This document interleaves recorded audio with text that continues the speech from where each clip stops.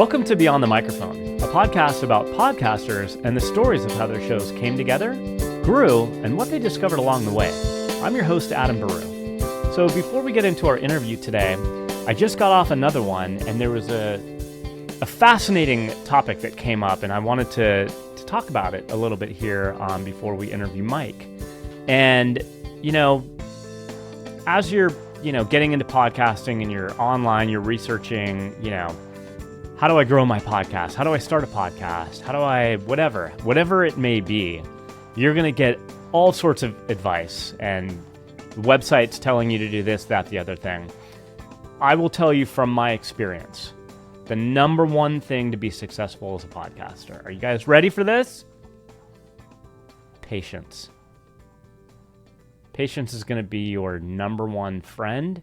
If you can identify how just to find it and to remember it, to remember about it, because, podcasting at some point when you become serious about it and you get into a pretty frequent cadence on it, whether you're releasing weekly, daily, every 2 weeks, whatever it may be, there's a business behind it.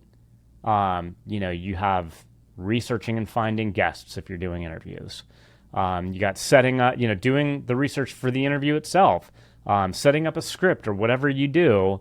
There's all the marketing stuff. You're going to get all sorts of advice on all of the different facets, but the number one thing that's going to make you successful is patience. And the reason for that is your podcast is not going to go from 0 to 10,000 downloads a month overnight. It's just not, that's not a reality. I mean, you can pay for advertising. You can, if you're lucky to go viral with some episode or whatever, that's great, but that's not the reality for most people. The story for most people is getting into podcasting because you have a story to tell, because there's passion and purpose and a mission that you have to want to help people or make a difference or, whatever it may be. There's usually some really beautiful, motivator inside of you that is propelling you to enter the space. And so you go into it with all this enthusiasm and energy. And then at some point it does become a little bit of a grind because, again, it is a business and it does involve work. Because even if your mission is to just, hey, I just want to get my story out there so I can help one person. Well, you want to get your story out there. So you better start to learn a thing or two about how to market your podcast, right?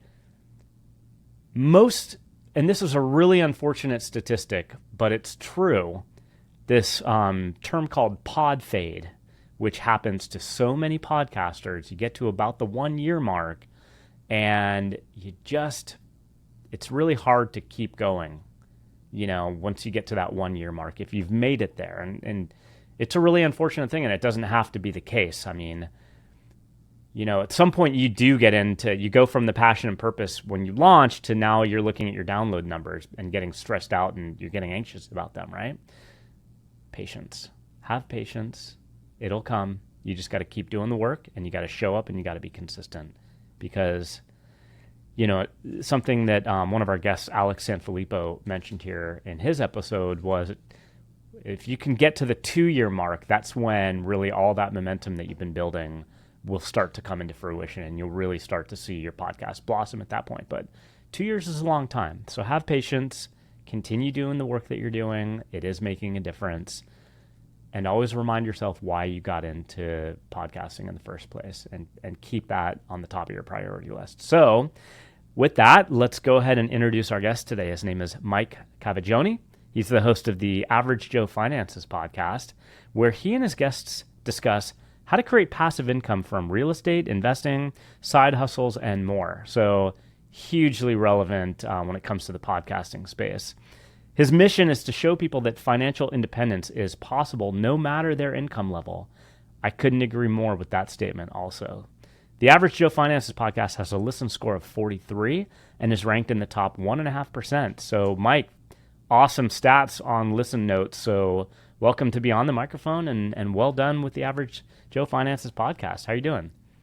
Hey, Adam, I'm doing great. Thank you for that awesome introduction and even the discussion you had before we even started. I mean, that's fantastic. I feel like you just described what I had to go through to get the success in my podcast. And so actually that listen score and percentage actually just recently dropped down. I used to be in the top 1%, but there's been so many celebrities coming out with these shows and messing up all of these numbers for all of us indie podcasters. It's just the ongoing battle we have to deal with, right? But we're fighting the fight, and we're going to be patient. So yeah, as you mentioned it, like, your story of how, let's go all the way back. Like, before you even were working in podcasting, like, what were you doing? I mean, I know a little bit because I've read your bio, being in the military. So I don't know if you want to start there, take us as far back as you want to go, but ultimately kind of like what led into your concept of, hey, maybe I'd like to get into podcasting, and ultimately launching your show. Yeah, absolutely. So it started off, way back in the day, young little Michael Cavaggioni, grew up on Long Island, New York, and I wound up joining the Navy when I was 17 years old. I had to have my parents sign for me, right?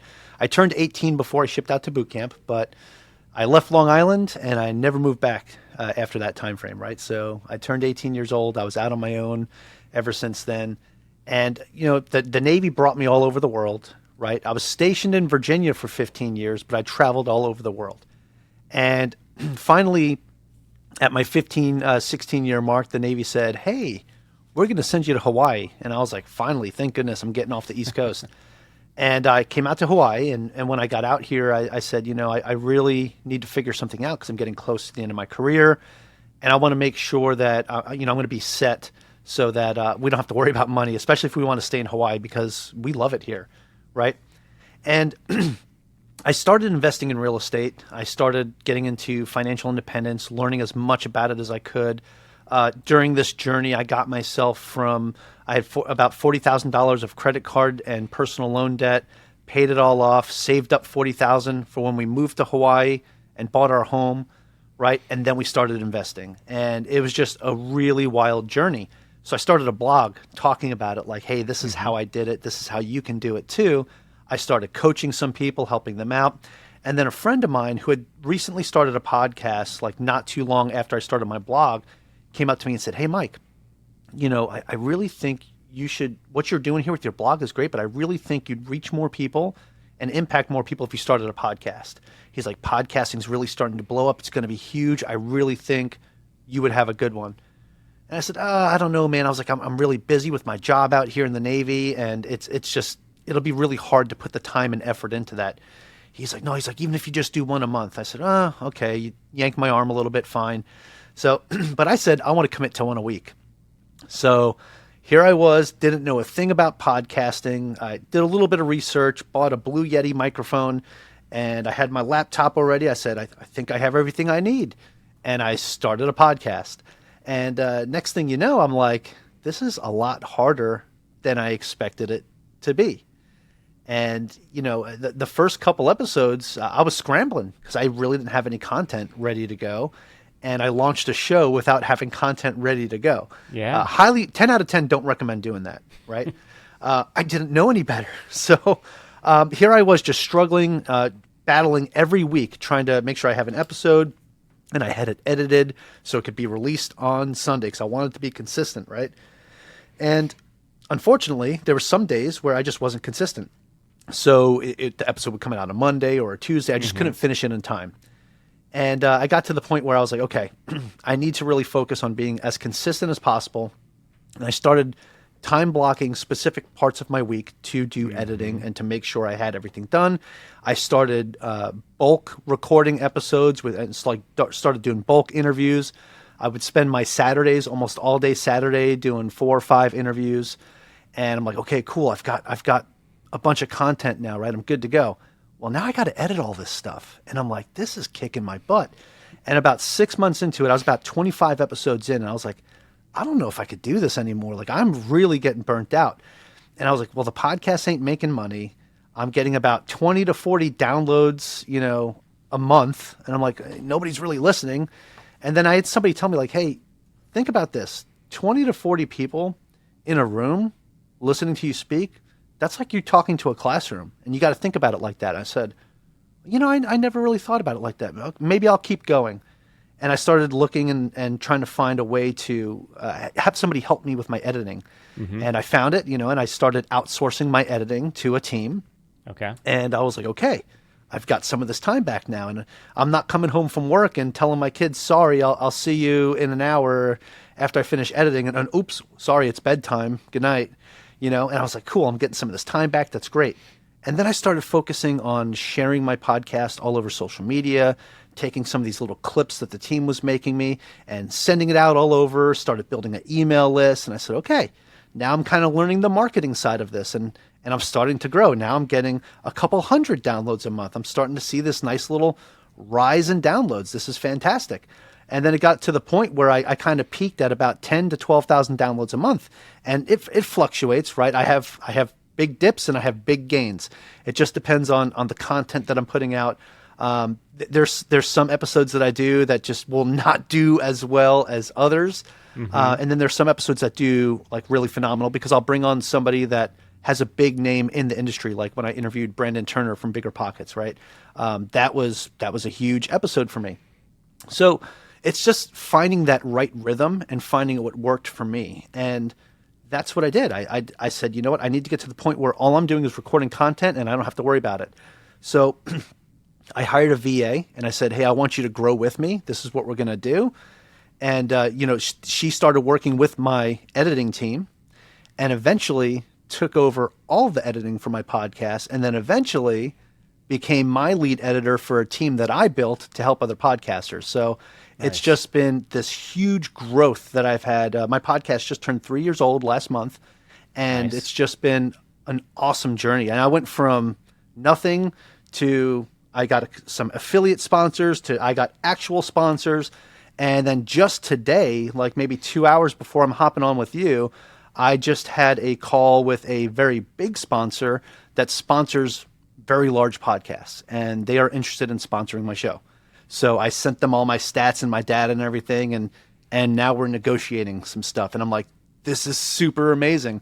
And here I am at the 3-year mark, still working hard to take it to that next level. But the momentum's there, and once you get that momentum, it's really hard to stop. So I really liked what you said, Adam, about the consistency and the patience. Patience is huge if you want to have a successful podcast. Yeah, and I think, and this kind of touches on a lot of like what it sounds like your experiences, and it was mine too. Like a lot of kind of like experimentation and not being afraid to kind of like try stuff. And hey, if something doesn't work, maybe, try something else. Because like something I think that, we've had various conversations on the show with different guests about this concept of chasing perfection. Because, a lot of people that I speak to, they want to get into podcasting, but like when I ask them, it's like, oh, well, they're still working on their concept and stuff. And time goes by and, some people are just wired that way. Like they don't want to launch into something new until it's like kind of, they've worked through and they've planned everything out and then they're ready to get into it. But it sounds like your experience and my experience are both similar in that we just got into it because we wanted to get into it. Maybe we didn't have the best from equipment. A fire hose. We had no structure, no, consistency. We didn't really know any better, like you said. No plan, really. I kind of wrote that down. Adam, I do want to add, I thought I had structure. I built this whole podcast script that I thought I had to follow. I had these set questions. And if you go back and you listen to some of my earlier episodes, and you'll hear that I'm asking these guests the same exact question. It sounds very robotic. It's so not personal at all. And I was like, whoa, something's got to change because this is boring me as a host, and I don't feel like I'm getting out of it what I should. Because as a podcast host, one of the things I've realized is you get to be a little bit selfish and ask the guest the questions you want to ask for the stuff you're curious about. And if it's something that adds value to you, it's going to add something of value to somebody like you, aka your listener avatar, the people that are listening to your show. So for me, it was like, I'm going to be a little selfish about this, and I'm going to ask questions I want to ask. And that's when I really started to see some great progression. Yeah, and the other thing that you were touching on certainly is, what I describe, and I even mentioned it in my opening monologue, just this idea of, being in business as a podcaster. Because, I mean, you described your own burnout that you experienced, and I think it does take experience to learn and to realize, like, how to go about setting up a good structure so that you can avoid things like the burnout. But certainly that's something that I ran into, because I had a previous podcast before Beyond to the Microphone. I hosted one called The Change, and it was all driven from passion and purpose. Like, myself, just some stuff I was going through personally, and combined with my role as the CEO of this IT consulting company, I really wanted to make a difference talking about mental health in business and emotional intelligence in business.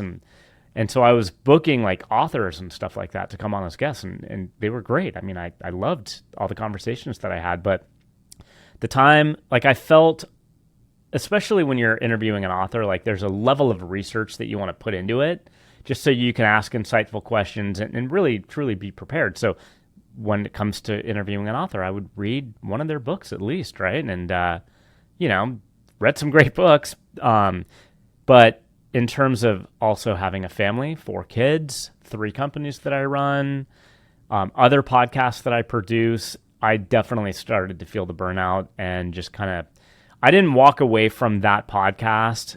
Like, I kind of just stopped producing it as I focused on this other project that I had going on. But at some point I decided I didn't want to go back to doing The Change. I wanted to, talk to other podcasters. So the point I'm trying to make here, and the advice I would give here, is when I went about creating this podcast, Beyond the Microphone, there was a lot of intentionality behind it. Number one, I don't have time to do a lot of like research and prep. Okay. So I wanted to just, and with The Change, kind of like what you were talking about, is I would script out a lot, because, I mean, if you read a book and, you're doing a lot of research on your guests, like there's going to be a series of questions that you put together that are unique for that particular interview. But, in terms of Beyond the Microphone, I mean, yes, I have some like questions I can go back to kind of keep an arc going, but I'm trying to make the conversations more organic. Number one, that saves me so much time outside of these interviews. I used to also do pre-interviews with The Change. I don't know if that's something that you do, Mike, but I would screen. Yeah, I would screen them and just, try to get a sense for like what they were all about, so I could put together an episode topic that made sense. And with Beyond the Microphone, I don't do that. So there was a lot of intentionality with setting up this podcast, because I knew I wanted to do it weekly. So how am I going to set it up where it doesn't really take a whole lot of my time? And we have great tools that we work with. Descript is what we use for editing. Descript is great. I love my Descript. team uses it. Yeah. Yep. And in terms of like collaborating, because, I produce 4 podcasts in addition to hosting, right? So I have other hosts that I have to collaborate with, assistants, marketing people. And so what's cool about Descript is we can all kind of be in there, like doing each of our individual roles. So anyway, getting back to your experience, like, so now you're in a groove. I mean, you've been doing this for 3 years. You're in a groove. What's been your recipes for success in terms of how you went from getting that burnout kind of feeling to where now you it sounds like you have a system in place? Yeah. So Adam, that's the most important piece right there, right? Is having a system put in place. And just because I started outsourcing didn't mean that it took care of all my problems, because now I had another problem. How do I systematize the outsourcing that I have, that I don't have to constantly be over their shoulders and making sure that they're doing it the way I want them to do it? And I started off using Trello boards, right? I would build everything in the Trello board, and I would say, okay, I built the structure out. This is how I want things done. I would put my Google Drive link there and say, okay, here's, the different tasks for each episode. Here's the Google Drive link to pull the files. And then, cool, I'm done with this. And then what I realized I was doing is I was just creating more work for myself, like busy work, trying to say, hey, this is what I want. And I said, no, let me just build a relationship with these guys and tell them exactly what I want, so that, we keep working together, work through the kinks. It's a lot more work up front, but eventually it got to the point where I was able to save so much time because they knew what I wanted, right? We built a really good rapport. And I think relationships is the other piece of that puzzle that helped me take the podcast to the next level because I started building the relationships with the right people. And so my team, they know what I want. They know, I record my podcast, I upload it. They know, if in the middle of recording, I say, hey, cut out the last 20 seconds because, I record on Zoom, right? Hey, it froze up a little bit. I'm going to re-ask this question, right? And I could do that. And I know that they're going to go pull that out because they go through every single piece of the transcript of my podcast, right? So that is one of those things that for me, it makes it unique and it saves me time because I don't have to sit here and give instructions. I can just say in the recording, hey, I need you to do A, B, C, or D, and they'll just take care of it, right? Yeah. And the other piece of it too, like I said, that relationship piece is when it came to growing my podcast, it was about who I brought on the podcast as well, right? I started building these relationships with some big real estate investors, with some people in the niche that I'm interested in, right? Mm-hmm. And I started focusing on growing my business with the podcast, growing my network with the podcast. And one of the things I did is I started keeping in touch with all the people that came on my show as a guest. And, I started building an email list with them as well. And I stay in touch with them because they are now part of my network, right? And, if they have a podcast, I'll recommend people to them as a guest, like other people that I've had on my show. And we just keep the relationship going. And I think that's an important thing is not just having someone in your network, but actually having a relationship with them and not being just an acquaintance, right?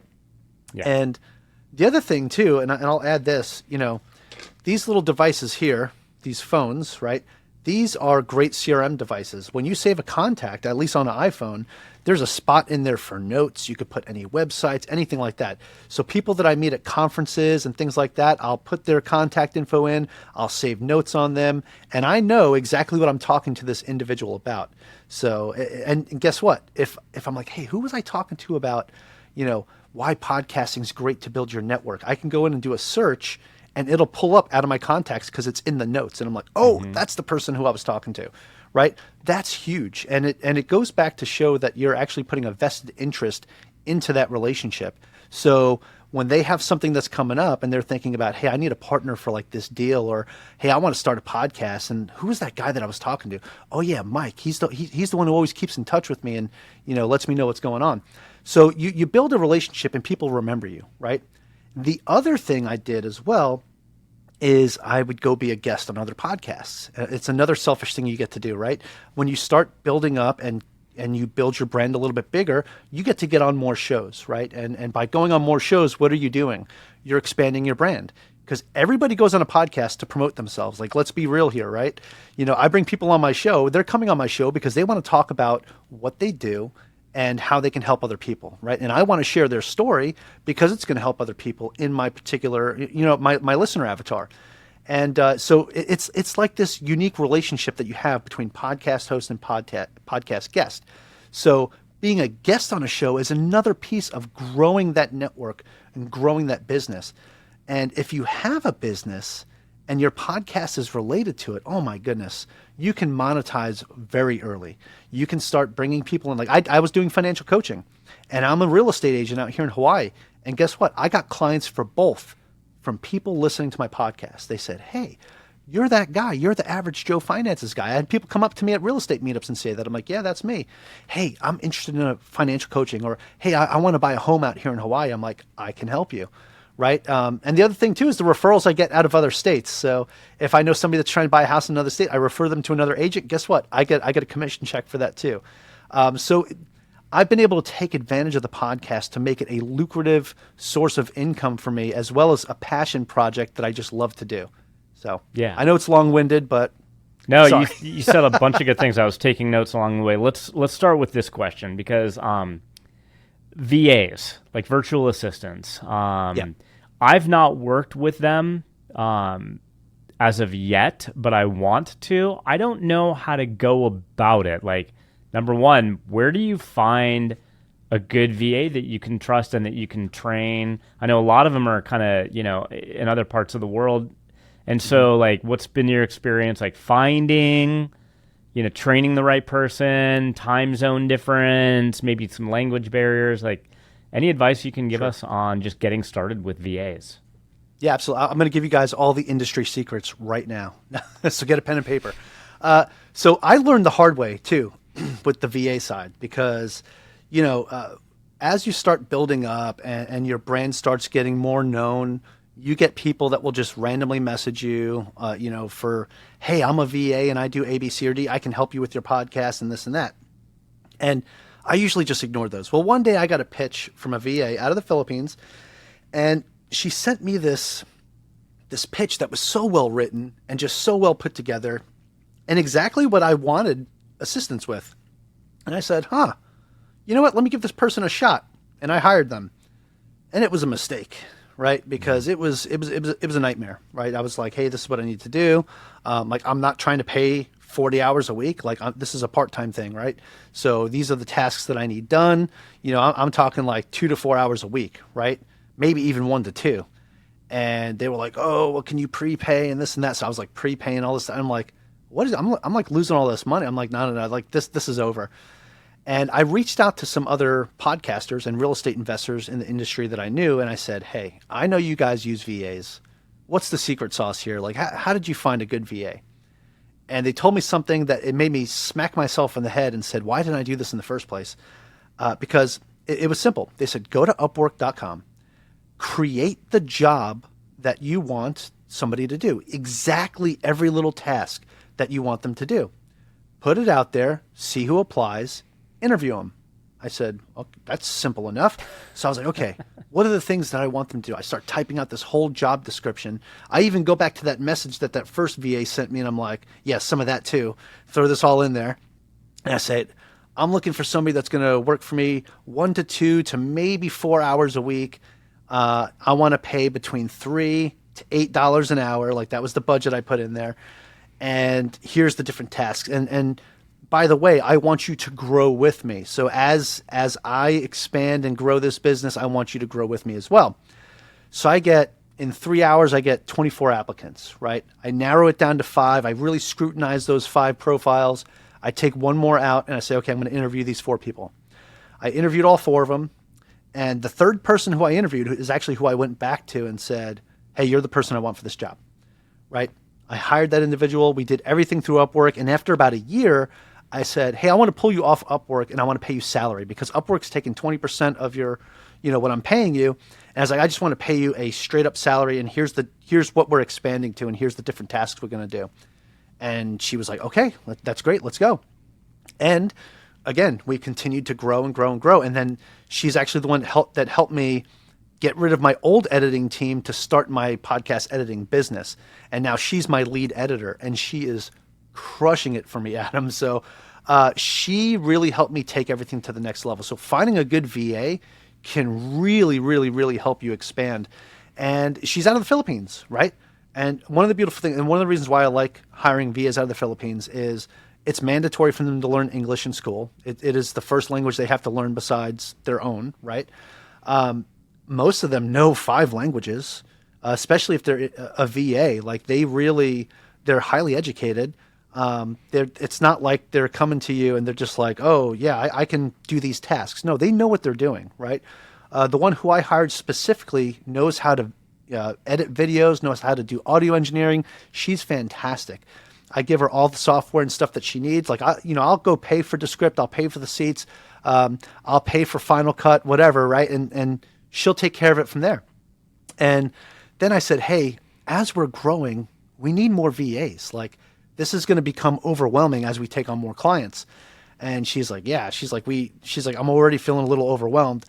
She's like, I already had to get rid of the other stuff I was doing to work for you full time. I said, okay, well, that's a good problem for me because that means I get you the whole time now. So I said, hey, why don't you go out to some of the shared workspaces out there and start recruiting some VAs for our business and start training them up. And she's like, yeah, no problem. I'll do that. So we get on a Zoom call about once a month and discuss these things. And that's one of the Zoom calls we had. So she goes out and she finds a couple more VAs and she starts training them up. And now we got this whole team ready to go. And as the work becomes too much and she has to outsource to them, she outsources to them and she starts doing more of a QA role. She'll make sure all the stuff is good before the final product gets sent to me, right? So that's one of the things, it's saved me so much time. So, long story short, if you want to find a good VA, create the job, post it, let them come to you, and then actually interview. Yeah. Treat them like an employee, right? And let them come to you, and you interview them, and you find the right one. I know other people that have done this method, and it's taken them a couple tries to find the right one.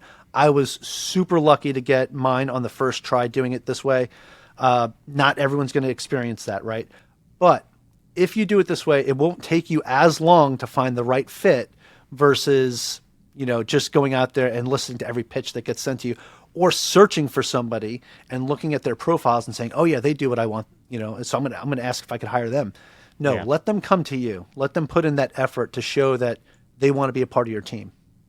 That's fantastic. Thanks for offering that insight, because I know a number of people are definitely going to be interested in that. So as we come to a close today, I want to ask a couple of questions on the theme of discoveries. So the first is about podcasting. As you've kind of evolved as a podcaster, what are some of the high-level discoveries that maybe surprised you just, working within the podcasting space? Honestly, Adam, probably the biggest thing is when I hit that burnout period 6 months into it, it made me start thinking about how I treat my real estate investing. And I'm like, I should treat my podcast the same way. I should treat it as a business. And what do I do when I have a problem and it's something I can't solve? I find the right person to help me solve it, right? It's who, not how, right? And that's when I was like, it was like an epiphany. It's like the light bulb went off above my head and I said, I need to outsource my editing and get my time back to focus on the tasks that I do better, right? Because if I sit here and do it myself, yes, I'll get it right, but it takes me so long because I'm not a professional when it comes to that. I need to hire the right person that knows how to do this, that they could do what takes me 2 hours to do, they could get it done in 30 minutes. So I said, okay, that's what I needed to do. So that was like an epiphany for me. Outsource to the right people. On top of that, I would also say another thing that I discovered is, the other piece that I also talked about is don't just have your own podcast. Go out there and be a guest on other shows and talk about your podcast, right? And let other people know what you're all about. You might be surprised how many people decide to come check out your show just because you talked about it on another show. 100% agree with that statement. Like, definitely get out and do guest spots as much as you have time to do. Number one, it's free. People shouldn't be charging you to have you come on to guest on their show. And it's free marketing for you and free branding for you. And really the only cost is the time involved. And for the most part, I find them to be pretty fun as well, actually. Like, you just kind of show up and when you go onto the right ones, it's just kind of a fun, engaging conversation. So definitely recommend doing guest spots. So final question, again, on the theme of discoveries. In your podcasting experience now, having done this for 3 years, what are some discoveries that you made about yourself personally that surprised you in podcasting? Oh, okay. That's a great question. So Adam, I would say one of the things I discovered about myself is some of the things that I experienced in the Navy, some of the training that I've had, I had to put into place when it came to my podcast. And the biggest thing would be I had to treat my podcast, like I said earlier, as a business, but also be disciplined about it, right? When I say be consistent, I mean be consistent, right? So I switched my podcast from 1 episode a week to 2 episodes a week. And I said, okay, I know what days they're going to come out, every Sunday and every Wednesday. And I chose those days for a reason. And that's the other piece about it too, is, with that discipline comes with your actual mission. What is the mission of your podcast? Who are you trying to talk to, right? Find your avatar and make sure you're speaking to them. Have that discipline to keep your podcast going in the direction that your listeners will stick around, right? Because you don't want to just have a listener or an active listener. You want to create a raving fan, right? You want to create somebody that says, I will not miss an episode of the Average Joe Finances podcast because, man, this guy gets these guests on and he asks them these awesome questions that I can relate to, and it adds value to my life, right? So if you can make it, professional, but also personal, and interpersonal for the people that are listening, that is something that I figured out that actually helped me start to grow. And that, again, it's the consistency and it's the discipline that's going to help you get there. Well, it's all been great advice, really insightful. Just hearing about your journey and what you've been able to achieve in 3 years is definitely inspirational for me as a podcaster, and I know for people that are listening. So, Mike, thank you so much for coming on to be on the microphone today. Adam, it was my pleasure. Thank you so much for having me. Mike Cavaggioni is a veteran and retired U.S. Navy officer, having served for 20 years.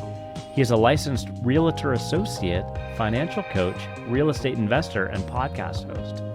Near the end of his Navy career, he shifted his focus to financial independence and entrepreneurship. Mike started investing in real estate and working his other side hustles to create passive income and become financially independent by age 38. Beyond the Microphone is sponsored by Podtask. Whether you're just starting out in podcasting or you've been at this a while and are looking to save time so you can focus on creating amazing content for your listeners, go check out Podtask, a podcast management and marketing platform designed by podcasters for podcasters. With Podtask's automated workflow and AI-based marketing tools, you'll save time and sanity and be better equipped to grow your podcasts. Are you stuck trying to take your podcast to the next level? Do you need help with marketing or post-production? At EIQ Media Group, we offer podcast coaching, production, editing, and marketing support. Head on over to www.eiqmediallc.com to learn more. Thank you all for listening, and we'll see you next time on Beyond the Microphone. Beyond the Microphone is produced and distributed by EIQ Media Group, LLC. Elevate your emotional IQ with podcasts and content focused on entrepreneurship, overcoming adversity, stories of emotional courage, women's health, aging, and more.